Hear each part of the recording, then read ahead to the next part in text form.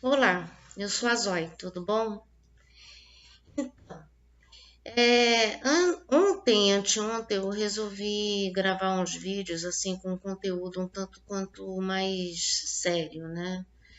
E hoje, como é sexta-feira, vamos de assuntos mais light. Aí eu pensei assim, que assunto seria esse, né? Esse assunto é nada mais nada menos do que uns livros que marcaram a minha vida, né? E nesse vídeo, acho que eu vou falar sobre uns livros que marcaram a minha infância primeiro, né? Vamos falar primeiro da minha história infantil com os livros, né? Bom, essa ideia surgiu na realidade porque um tempo atrás eu vi num grupo do Facebook a seguinte pergunta: qual personagem você gostaria de existisse de verdade, você pudesse passar um tempo conversando com essa pessoa, né?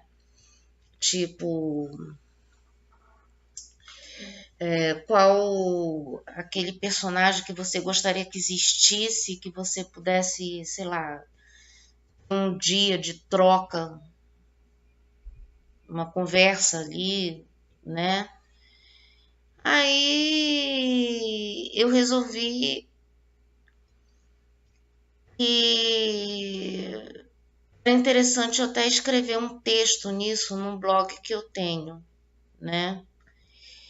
E foi muito interessante porque nesse texto eu coloquei os personagens da minha infância, os personagens da minha vida de adolescência e depois da vida adulta. Legal. Aí, não satisfeita com isso, no dia seguinte me deu a ideia de colocar aqueles personagens que eu odiaria me deparar com eles na minha frente, né? Ou seja, aqueles personagens que a gente quer distância, né? Enfim, hoje eu vou falar sobre sobre livros, na realidade, e coincidentemente esses personagens estão contidos nos dois textos, né? Dos que eu gostaria de ter conhecido na minha infância, que eu gostaria de ter brincado com aquelas crianças, e uma que eu não engulo mesmo, né? Até que na época que eu li, dava para. Bom, vamos a eles, né? O primeiro livro que eu li, que na realidade que a gente pode chamar de livro, né? Porque existe na questão da literatura infantil aquilo que a gente chama de livrinhos, né? Que tem aquelas historinhas curtas, com trechos pequenos e muita ilustração, né? Muito desenho. E esse livro que eu falo é um livro, né? Ou seja, é muito texto, pouco, muito, mas eu acho que se tem uma ilustração por capítulo, só para dar uma pincelada do que seria aquele capítulo, né?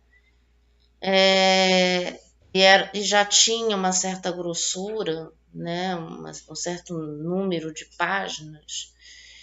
Foi Os Desastres de Sofia. Versões mais atualizadas você vai encontrar também com o título Sofia a Desastrada, né? Quem era a Sofia? E de quem é esse livro?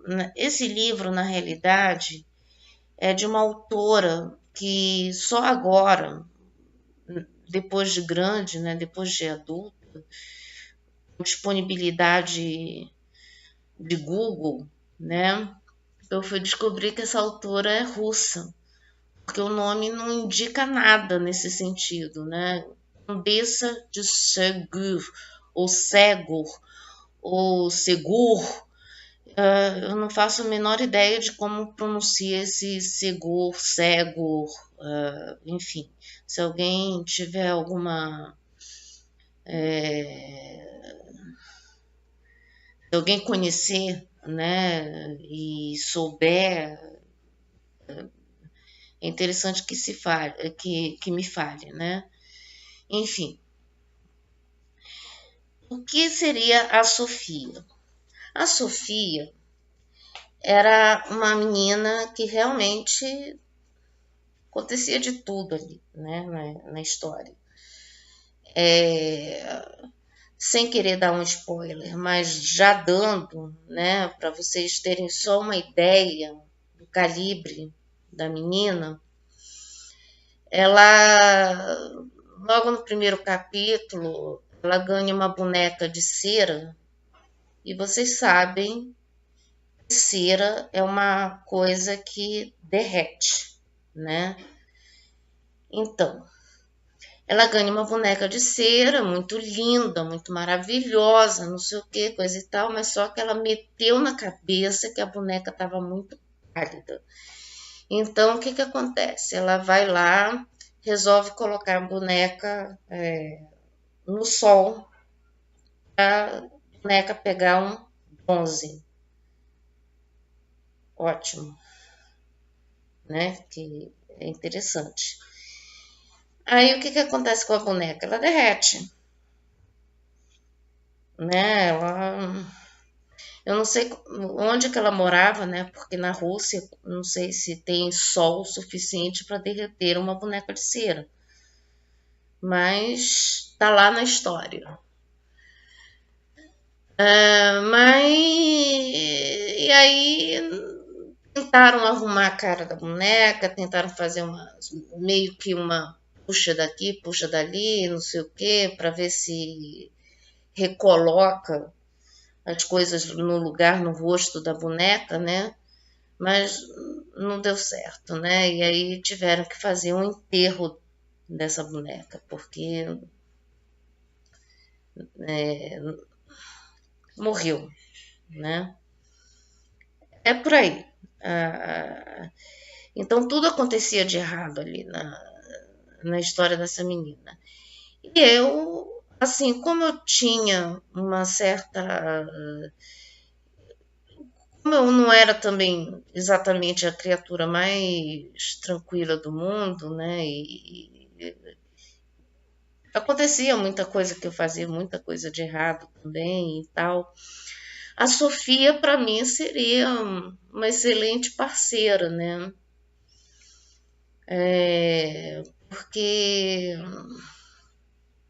imagina, Zoe e Sofia, né? Já fica um negócio interessante, porque são dois nomes gregos, né? Que o meu seria vida e ela sabedoria, só que de uma coisa bem interessante essa parceria, né? Assim, seria uma coisa interessante. É, eu acho que seria legal a gente brincar, fazer um monte de besteira juntas e eu acho que seria uma amiguinha legal.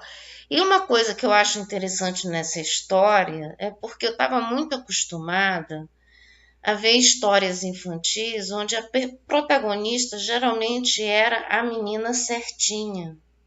E tinha sempre uma menina que não era nada certinha e que ninguém gostava dela, né? E a Sofia foi a primeira vez que eu vejo, e depois que eu comecei a me acostumar com essas histórias, esses livros, né? Eu comecei a ver que a Sofia realmente é uma das poucas protagonistas infantis que realmente mostra uma criança como as crianças são, né? fazem coisas erradas, elas estão aí para problemas, né? As coisas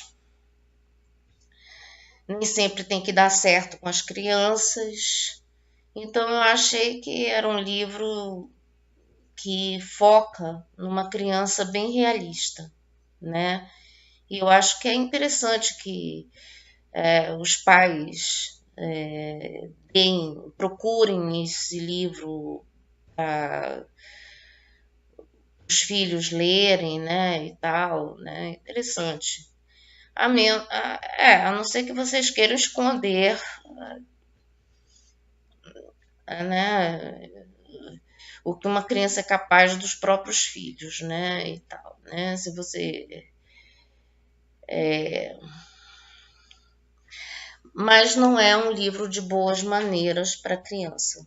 Não, definitivamente não é. Outro livro que me marcou muito, e eu acho que foi a primeira vez que eu choro ao ler um livro, principalmente no final, desbragadamente, fiquei afetada, eu acho que 1 ou 2 semanas, assim, sabe, chocada e arrasada, me sentindo péssima. Foi um livro chamado O Menino do Dedo Verde. Esse eu acho que é mais conhecido, né? Que é do Maurice Druon, né? Que é muito interessante, porque o Maurice Druon, pelo que eu fiquei sabendo também mais tarde, através de pesquisas e etc., que O Menino do Dedo Verde foi o único livro infantil que ele escreveu em vida. Ele costumava escrever livros de adultos mesmo, né, com narrativas de adultos e umas coisas assim bem mais sérias, inclusive, né? E O Menino do Dedo Verde acabou sendo o livro mais conhecido dele, né? E é uma coisa que virou um fenômeno. Inclusive, eu acho que na minha infância muita gente leu esse livro, né? Enfim. Daí nesse livro tem a figura de uma criança que é um menino, o Tistu, né? E eu me identifiquei muito com o Tistu, né? Por isso que eu não gosto muito quando falam de falta representatividade disso, daquilo na história, né?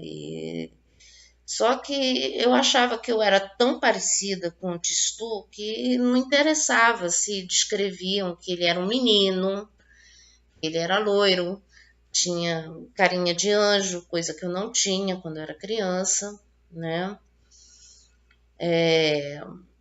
Mas o Tistu era eu. A única diferença entre o Tistu, né, a figura do Tistu e a minha pessoa, era simplesmente que eu não conseguia ficar produzindo plantinhas para tudo quanto é lado, né? Mas assim, a questão da personalidade dele, assim, o jeito que ele lidava com as coisas do mundo, as distrações, essa coisa da fantasia, né? E das questões que ele colocava para as pessoas que davam uma certa desconcertada, né? Era eu, né? Era basicamente eu, né? O Tistu era eu. Se bem que Tistu era o apelido, né? Porque ele seria Jean-Baptiste, né? Mas aí virou Tistu, né? De Batista.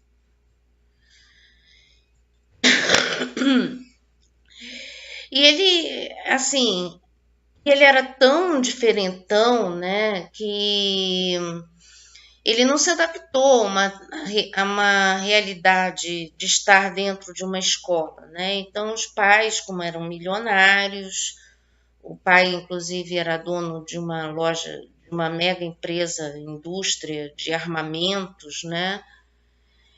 E ele começou a contratar funcionários dele de áreas específicas para dar umas aulinhas para o filho, particulares. Então, até o jardineiro da casa virou professor para dar aula sobre plantas para o Tistu, né?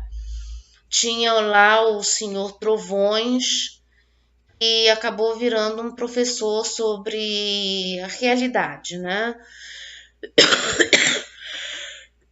O senhor Trovões, ele falava sobre guerras, sobre política, ou seja, um molequinho, uma criança já tendo esse bando de assunto na cabeça dele, né? E eu achava interessante, eu até gostaria de ter passado por essa situação, né? Quando o pessoal fala de homeschooling, né? O pessoal morre de medo, mas na realidade brasileira é para morrer de medo mesmo, né? Se a gente estiver morando, se a gente tivesse morando num país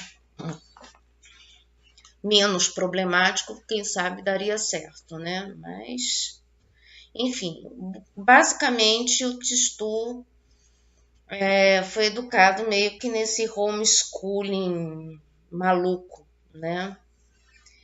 E aparentemente ele começou a. Aí ele fazia perguntas, e enfim, era um livro muito legal.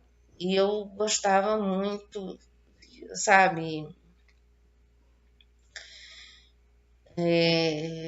Também é outro livro que, se os pais estiverem pensando em iniciar os filhos nesse negócio de livros, é um livro que eu acho interessante as crianças lerem, até por uma questão de ser um livro clássico, né? É um livro da literatura infantil clássica, né? E o outro livro, esse é que é o problemático. Eu também não sei se na época aliás, na época eu não me lembro de ter visto tanto problema nesse livro, mas à medida que eu fui crescendo, esse livro passou a ser um problema sério para mim, né? Que é a série de 2 livros de Poliana e Poliana Moça. Por que que eu acho que esses livros são sérios? Bom, na época era interessante, porque a menina estava sempre otimista, era aquela coisa que, tipo, as coisas horríveis, ela perdeu o pai, mas ela fica muito conformada porque ela tem uma tia. A tia é uma megera, mas pelo menos a tia existe, né? Ou seja, seria muito pior sem a tia, né? Aí eu, aí eu disse assim, que coisa. Não, assim, aí eu fiquei pensando, porra, é,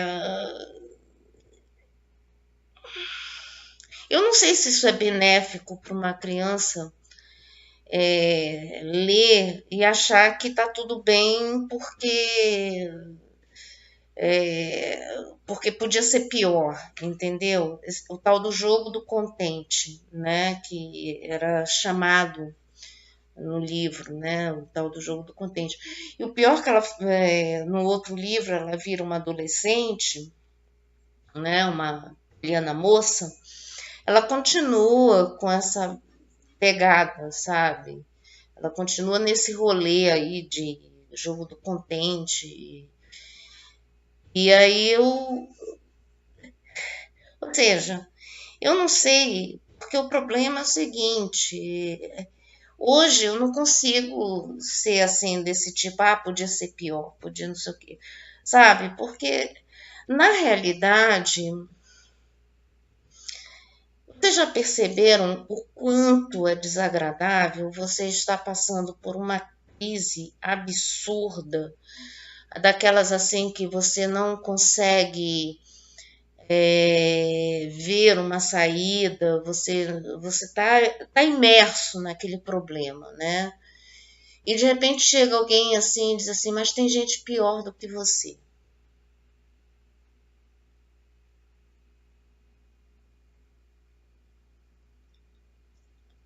Foda-se. Naquele momento eu estou sofrendo, né? Naquele processo você não tá legal e sabe, por que que a pessoa não chega e leva a sério o seu problema, entendeu? O que que custa a pessoa chegar e dizer assim, eu imagino que deve estar sendo difícil, né, e tal, né? Mas não, tem sempre que alguém dizer assim, mas tem gente pior do que você, tem gente que tá passando uma situação bem pior, tem gente que tá sem casa, sem não sei o que, sem. Mas o problema é que o problema, né, nesse raciocínio de achar que porque tem gente pior, o teu sofrimento pode ser negligenciado assim, sabe? O problema é o seguinte, está no limiar que as pessoas têm em relação a determinadas dores, em relação a determinados sofrimentos. Cada pessoa tem o seu limite, né? Ou seja,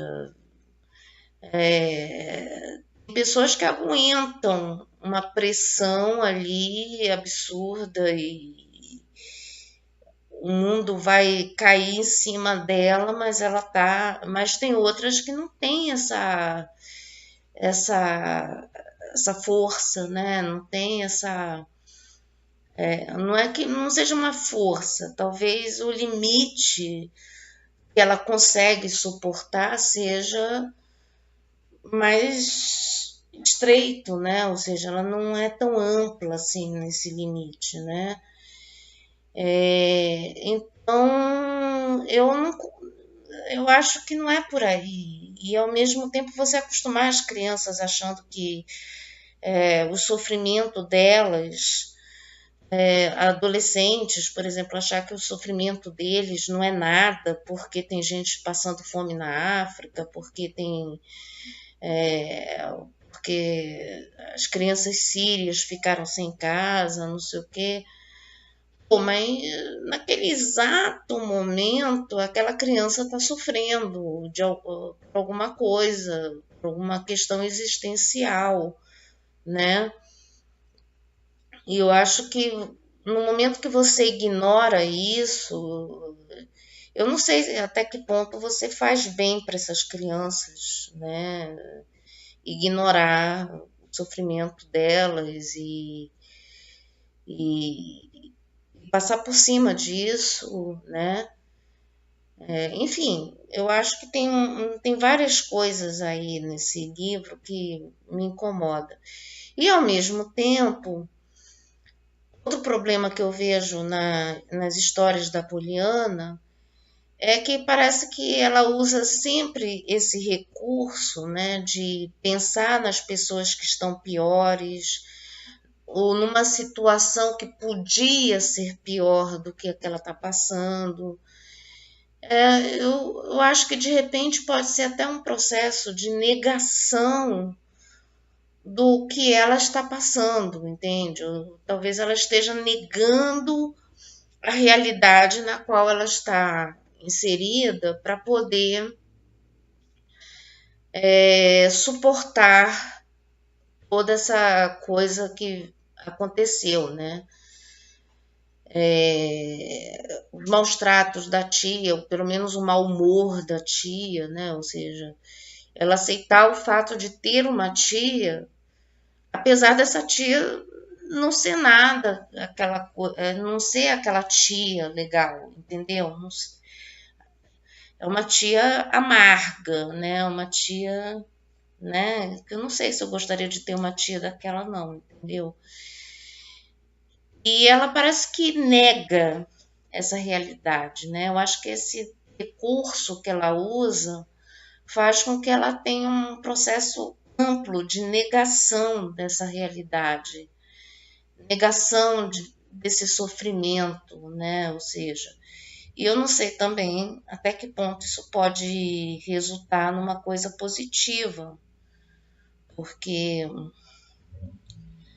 se você, ou seja, o seu pai morreu, né? Porque a história começa porque o pai dela morreu e ela tem que morar com essa tia, né?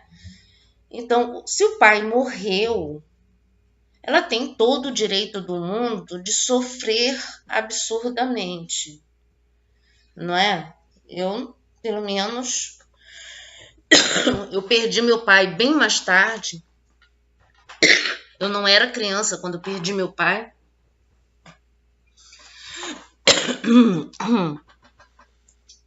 E eu me dei o direito de sofrer, né? Exatamente. Eu me dei esse direito.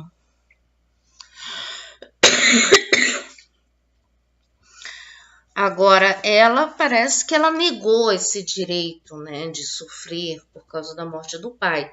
Ou seja, se a morte do pai não é motivo para sofrer, né, é complicado, né?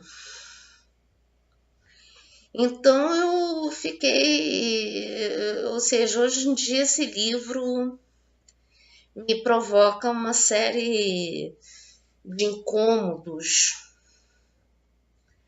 porque eu não gostaria de ter uma amiga como a Poliana, sabe? Porque a Poliana é aquela amiga que quando você está passando por uma dificuldade, ela vai chegar para você e dizer que tem gente passando por coisas piores. Ou seja, ela não vai te dar um abraço, ela não vai te dar um beijo, não vai te dar um colo, entende? É uma pessoa que vai simplesmente dizer: olha, a gente em situações piores, então aguenta franco aí que, né, não é bem assim, né? Então eu não gostaria de ter uma amiga como a Poliana. Eu acho que mas de uma certa forma esse livro me marcou. Tanto é que muitas coisas que eu penso a respeito de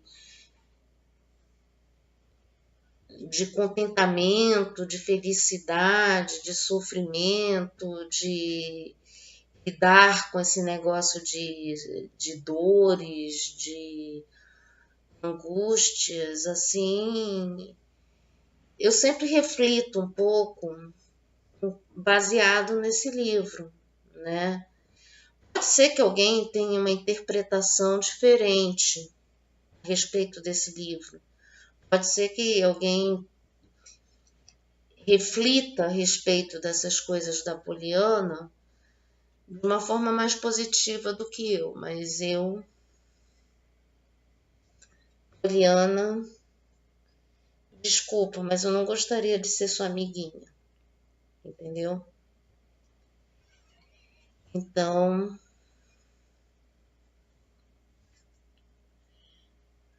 é isso.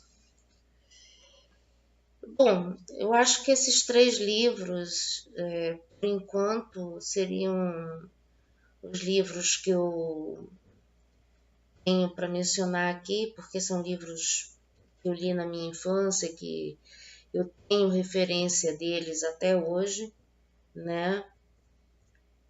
E que, de uma certa forma, eu acho que marcaram um pouco a pessoa que eu sou hoje, né? Enfim, é isso. Então eu fico por aqui. Esse vídeo ficou mais longo do que eu imaginava e, enfim, espero que gostem. Obrigada.